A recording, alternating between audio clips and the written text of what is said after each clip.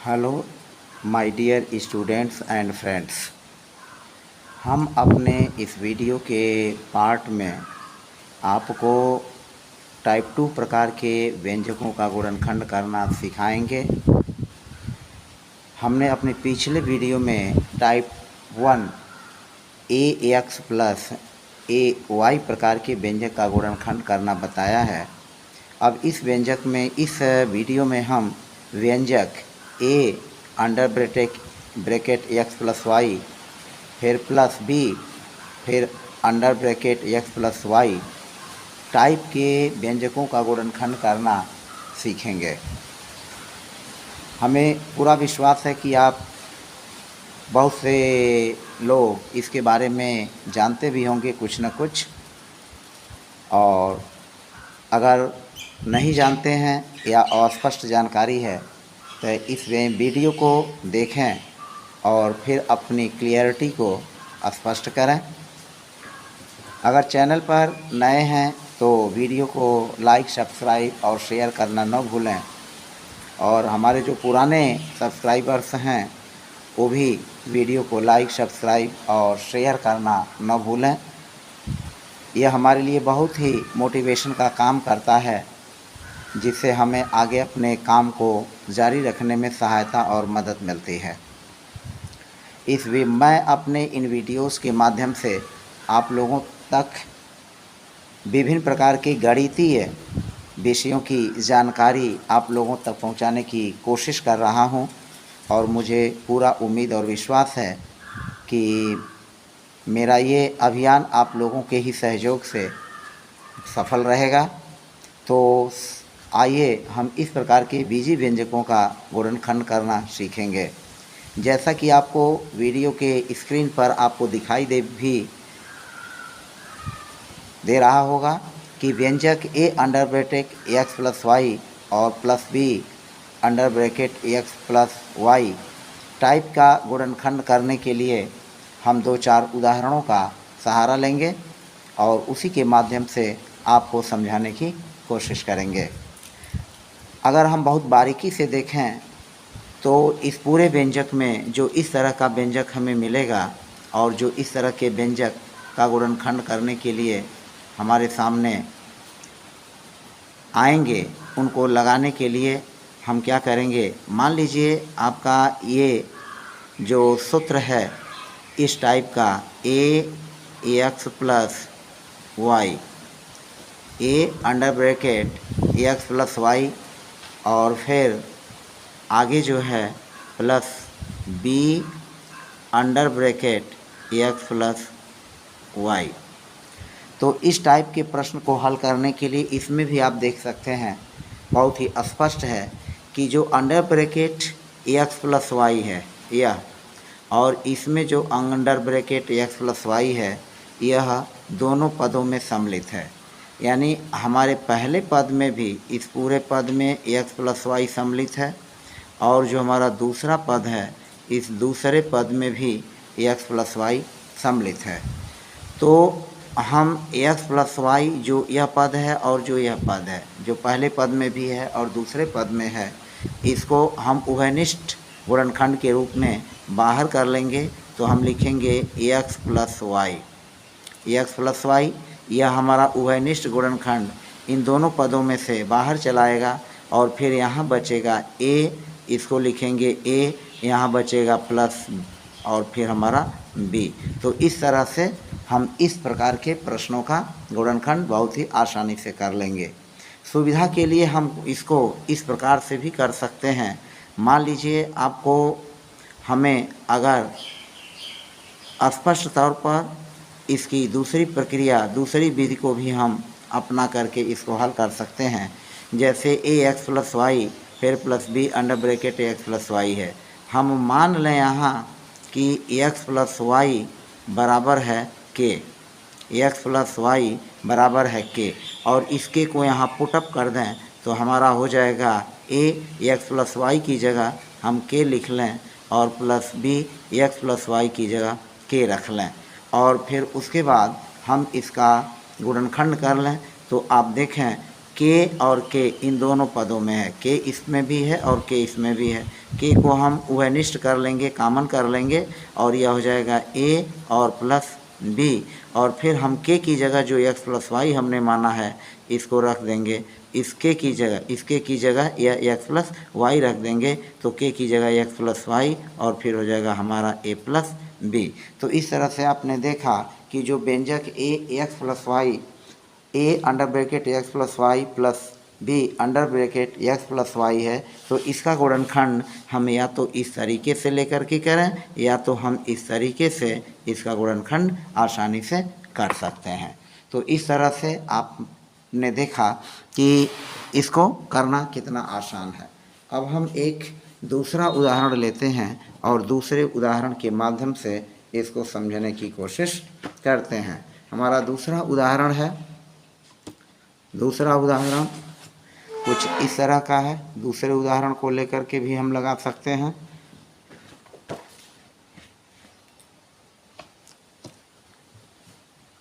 दूसरा उदाहरण है उदाहरण 2। यह जो है दूसरा उदाहरण कुछ इस तरह का है। मान लीजिए हमने लिया दूसरे उदाहरण में 5, यह जो है 5x, यह हुआ दूसरा 5x और under bracket y plus 9, 5x under bracket y plus 9 और फिर प्लस 7 और अंडर ब्रैकेट y प्लस 9। अब इस सवाल को लगाने के लिए भी हम देखेंगे कि यहाँ पर y प्लस 9 और y प्लस 9 इन दोनों पदों में सम्मिलित है। y प्लस 9 और y प्लस 9 दोनों पदों में सम्मिलित है, इसमें भी है और इसमें भी है। तो हम y प्लस 9 को बाहर कर लेते हैं, y प्लस 9 को बाहर कर लेंगे और फिर हमारा बचेगा क्या, या 5x बचेगा। हम लिखेंगे अंडर ब्रैकेट 5x और प्लस यह बचेगा 7, तो हम 7 को यहाँ पर लिख लेंगे। तो हमारा इस व्यंजक का गुणनखंड कुछ इस तरह का हो जाएगा। आप देखें इसमें y प्लस 9 इसमें भी सम्मिलित है और y प्लस 9 इसमें भी सम्मिलित है। हम y प्लस 9 को यहाँ बाहर कर लेंगे और बाहर करने के बाद बचेगा 5x और प्लस 7, तो 5x प्लस 7 यहाँ पर लिख लेंगे। इसी तरह से एक तीसरा उदाहरण है। तीसरे उदाहरण में देखिए यह क्या है। तीसरे उदाहरण में है x ऋण 3 का वर्ग, x ऋण 3 का वर्ग धन 8 और फिर x ऋण 3। तो इस को लगाने के लिए यहाँ x ऋण 3 पर 2 की घात है, तो हम x ऋण 3 को यहाँ 2 बार लिख सकते हैं, x ऋण 3 और फिर x ऋण 3। जैसा कि आप सभी जानते हैं x ऋण 3 पर चूँकि 2 की घात है तो हम इसे लिख लेंगे x पर ऋण 3, x ऋण 3 और फिर x ऋण 3, और फिर हमारा अगला पद है 8 और फिर है अंडर ब्रैकेट x ऋण 3। अब इसको देखा जाए तो यह ax प्लस ax, a जो हमने पीछे व्यंजक बताया है उस टाइप का है। यह ax ऋण 3 और x ऋण 3 और फिर 8x ऋण 3। अब x ऋण 3 इस व्यंजक इस पद में भी है और इस पद दूसरे पद में भी x ऋण 3 है। तो हम क्या करेंगे, x ऋण 3 उभय नष्ट कर लेंगे या कॉमन कर लेंगे, तो हमको बचेगा सिर्फ यह x ऋण 3 बचेगा और फिर प्लस यह बचेगा 8। अब हम क्या करेंगे, यह x ऋण 3 है और फिर x धन 8 में से ऋण 3 को घटा लेंगे तो हमारा बचेगा x धन 5। तो इस तरह से इस व्यंजक का गुणनखंड हुआ। तीसरे उदाहरण में भी हमने देखा कि इस सवाल को फिर लगाना फिलहाल कितना ही आसान है। इस तरह से इसको हम आसानी से लगा सकते हैं। एक अन्य उदाहरण हम लेते हैं। मान लीजिए सवाल हमारा है x धन 5 का वर्ग और y, x धन 5 का वर्ग y धन x धन 5 और फिर यहाँ हो गया y का वर्ग, यहाँ हुआ y का वर्ग। तो इस सवाल को भी लगाने के लिए बड़ी आसानी से हम लगा सकते हैं। हम x धन 5 पर चूँकि 2 की घात है तो इसको हम 2 बार लिखेंगे, x धन 5 और फिर लिख लेंगे x धन 5 और फिर गुणा y, फिर धन x धन 5 लिखेंगे और फिर y पर 2 की घात है तो हम इसको y इंटू वाई 2 बार लिख सकते हैं, y इंटू वाई 2 बार हो जाएगा।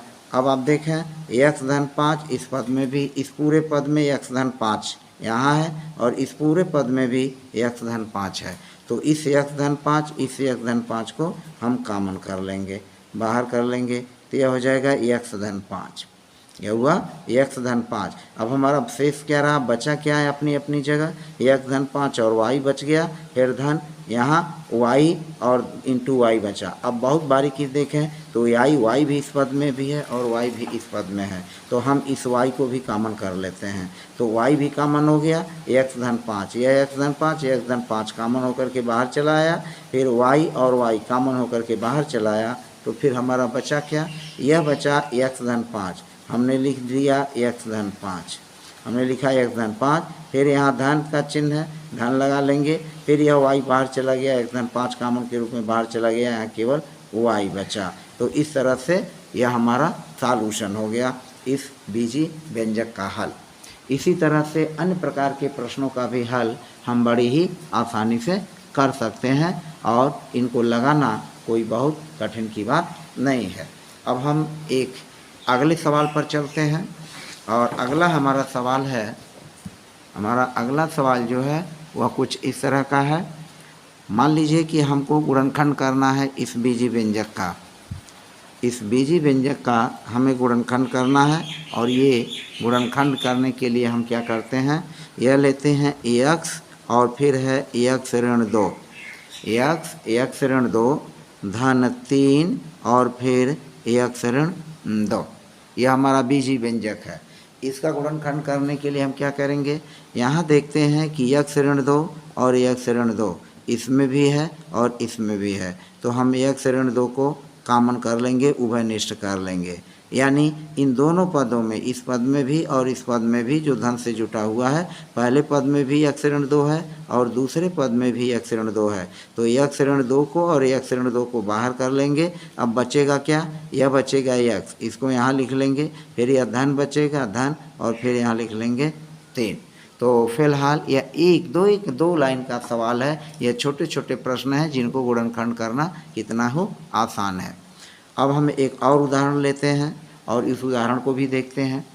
हमारा अगला सवाल है a ऋण 5, a ऋण 5 प्लस फिर है 9 और फिर है 5 ऋण a, यह इस तरह का सवाल है जिसको हम लगाएंगे।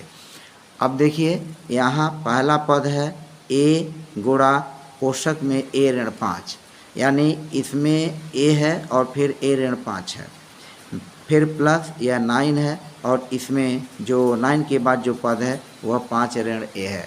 अब थोड़ा सा यहाँ बारीकी का अंतर क्या है, यहाँ a ऋण 5 है और यहाँ 5 ऋण a है, दोनों सेम टू सेम है, केवल यहाँ चिन्ह का अंतर है, यह a ऋण 5 है, यहाँ 5 ऋण a है। तो हम क्या करेंगे, क्या इसको लगाने के लिए पहले हम इसको ऐसे ही रहने देते हैं, a और फिर अंडर ब्रैकेट a माइनस 5 और फिर क्या करेंगे, यह प्लस है और हम इसको फिर 9 लिख लेंगे अपनी जगह, और 9 लिखने के बाद जो 5 ऋण है हम कुछ इसको ऐसे लिखेंगे, ऋण a और प्लस 5, हम ऋण a प्लस 5 लिख रहे हैं, यह हमारे लिए सुविधाजनक हो जाएगा। हम ऋण a पहले लिखे और यह जो 5 है इसके पहले यहाँ प्लस का चिन्ह है तो हमने लिख लिया ऋण a प्लस 5, यहाँ 5 के पहले हमेशा प्लस होता है, अगर ऋण नहीं लिखा हुआ है तो ये प्लस 5 है, तो यहाँ प्लस 5 हो गया। तो अब हमारा व्यंजक क्या हो गया, a कोष्ठक में a ऋण 5 हुआ, फिर प्लस 9 और फिर कोष्ठक में हुआ ऋण a धन 5। अब इसमें अभी हम कोई कॉमन नहीं ले सकते क्योंकि यहाँ चिन्ह अभी हमें बदलना पड़ेगा, तो फिर हम वही चीज़ लिखते हैं, फिर हम लिखेंगे a और फिर लिखेंगे a ऋण 5, a ऋण 5 प्लस, अब क्या करेंगे, यह जो माइनस है इस माइनस को हम इसमें से कॉमन कर लेंगे। तो जब माइनस कॉमन करेंगे तो यहाँ ये बाहर हो जाएगा और फिर लिखेंगे 9 और फिर जो माइनस कॉमन करने पर यह ऋण का हो जाएगा प्लस और जो प्लस है यह हो जाएगा माइनस। तब हमारा हो जाएगा ऋण कॉमन कर लिया हमने इसमें से 9 हो गया, ऋण की जगह प्लस हो गया, प्लस की जगह ऋण हो गया। अब आप देखें इस सवाल को, अब यह जो है a और फिर a ऋण 5 हो गया, a ऋण 5 और प्लस का माइनस में ये चिन्ह गुणा करेंगे तो परिवर्तित होकर माइनस हो जाएगा -9 और फिर हो जाएगा a ऋण 5। अब यह व्यंजक हमारा कॉमन रूप में क्या होगा, a ऋण 5 और a ऋण 5 इस पद में भी है और a ऋण 5 इसमें भी है। तो हम क्या करेंगे, a ऋण 5 कॉमन कर लेंगे, उभयनिष्ठ कर लेंगे, a ऋण 5 हो जाएगा, हमारा बचेगा a और फिर यह बचेगा ऋण 9, तो यहाँ लिख लेंगे ऋण 9। तो इस तरह से इस बीजी व्यंजक का गुणनखंड यह हो गया। आंसर इसका होगा a ऋण 5 और फिर यह हो जाएगा a ऋण 9। तो इस तरह से इस बीजी व्यंजक का यह गुणनखंड हुआ। अब हम एक और उदाहरण लेकर के इसको हल करते हैं, जो कि हमारा 7वां सवाल है। और 7वें सवाल को हम देखते हैं। हमारा 7वां सवाल है 7a ऋण 4, 7a ऋण 4 और प्लस फिर हो गया 7 4 ऋण a, 7 4 ऋण a। अब इसको भी देखिए, जैसे हमने छठवें उदाहरण में समझाया है उसी तरह से कुछ ये भी है। तो हम क्या करेंगे, 7 और a ऋण 4 इसको लिख लेंगे, 7a ऋण 4। अब हमें इसके चिन्ह को चेंज करना है। तो जो ऋण है इसमें से जब हम ऋण कॉमन करेंगे तो इस धन की जगह ऋण हो जाएगा। तब हम यहाँ चिन्ह बदल लेंगे, धन की जगह ऋण 7 और फिर क्या करेंगे, यह जो ऋण है यह प्लस में हो जाएगा तो a लिख लेंगे, यहाँ +4 है तो इसको हम -4 लिख लेंगे। अब सुविधाजनक ढंग से जो पिछले उदाहरण छठवें में हमने समझाया वो कुछ इस तरह का होगा। तो 7a ऋण 4 हो गया और ऋण 7a ऋण 4 हो गया। अब आप देखें इसका क्या हुआ, ये 7a ऋण 4 और 7a ऋण 4, पहला पद भी वही है, दूसरा पद भी वही है। अब हम कॉमन भी कर सकते हैं या टोटल 7a ऋण 4 में से 7a ऋण 4 घटाएं तो इसका गुणनखंड 0 हो जाएगा।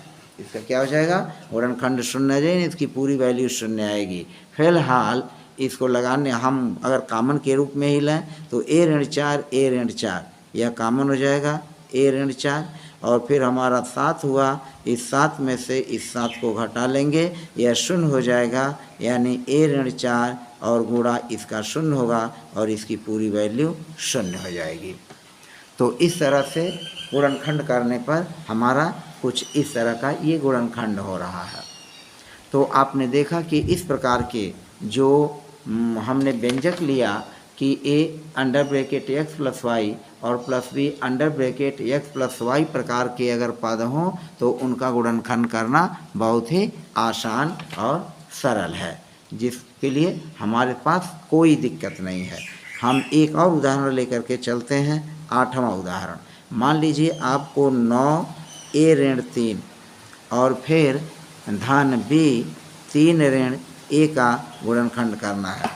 तो अब फिर वही प्रक्रिया अपनाएंगे, हम लिखेंगे 9 और फिर लिखेंगे a ऋण 3। यहाँ जो प्लस है इसको माइनस कर देंगे क्योंकि यह 3 ऋण a है, तो b अपनी जगह रहेगा। जो ऋण a है यह धन a हो जाएगा, जो यह धन 3 है, 3 के पहले धन है तो यह ऋण 3 हो जाएगा। अब आप देखें कि इसमें कॉमन हमारा क्या हुआ, a ऋण 3 इसमें भी है और a ऋण 3 इसमें भी है, दोनों में a ऋण 3 है। तो a ऋण 3 को हम बाहर कर लेंगे और तब a ऋण 3 को बाहर करने पर यह सिर्फ 9 बचा और फिर यहाँ ऋण b बचा और बाकी ये दोनों कॉमन होकर के बाहर हो गया। तो इस प्रकार के बीजी व्यंजकों को का गुणनखंड जो है हम बड़ी सरल भाषा में और बड़ी ही आसानी से कर सकते हैं। तो फिलहाल आज की वीडियो में बस इतना ही और शेष हम अगले वीडियो में, तब तक के लिए धन्यवाद। और मेरे वीडियो को लाइक, सब्सक्राइब और शेयर करना न भूलें।